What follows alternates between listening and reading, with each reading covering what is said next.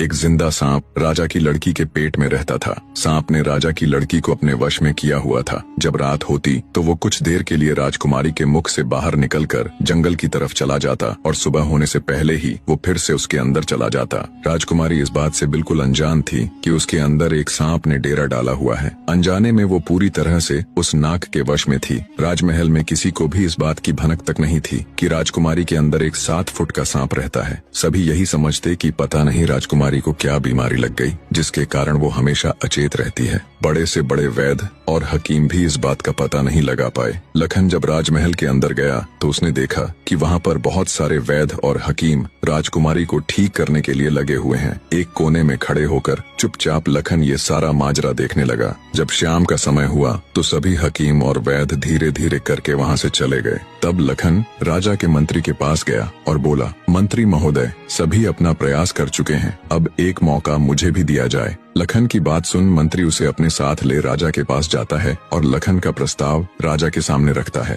बेचारा हर तरफ से निराश हो चुका राजा एक बार अनमने ढंग से लखन की तरफ देखता है, फिर दुखी मन से कहता है, बताओ तुम मेरी बेटी का इलाज किस प्रकार करोगे। लखन राजा को प्रणाम कर बोला, महाराज, मुझे एक रात अपनी बेटी के साथ ठहरने की इजाजत दीजिए, तभी मैं किसी नतीजे पर पहुंच सकूंगा। एक बात और महाराज, मैं बिल्कुल एकांत में राजकुमारी के साथ रहना चाहता हूँ, तभी मैं अच्छे से ध्यान लगाकर राजकुमारी जी की बीमारी का पता लगा पाऊंगा। लखन की आत्मविश्वास भरी बातों से राजा के मन में हल्की सी उम्मीद जागी। उसने लखन को रात में राजकुमारी के साथ एकांत में रुकने की इजाजत दे दी। राजा की इजाजत मिलते ही लखन राजकुमारी के कक्ष में गया और उससे कुछ दूर एकदम चुपचाप बैठकर उसे देखने लगा। जैसे ही रात के 12 बजे का समय हुआ तो अचेत अवस्था में पड़ी हुई राजकुमारी के मुंह से सांप बाहर निकला और महल के परिसर से होता हुआ जंगल की ओर चला गया। ये सब देख लखन दंग रह गया। वो बिना कुछ हरकत किए चुपचाप वहीं बैठा रहा। जब रात का आखिरी पहर खत्म होने को आया तब वो सांप वापस लौटा और राजकुमारी चंद्रकला के मुख से होता हुआ पूरा उसके अंदर समा गया। दम साधे लखन ये सारा माजरा देखता रहा। सारा माजरा देख उसे समझते देर न लगी कि राजकुमारी की सारी बीमारी की जड़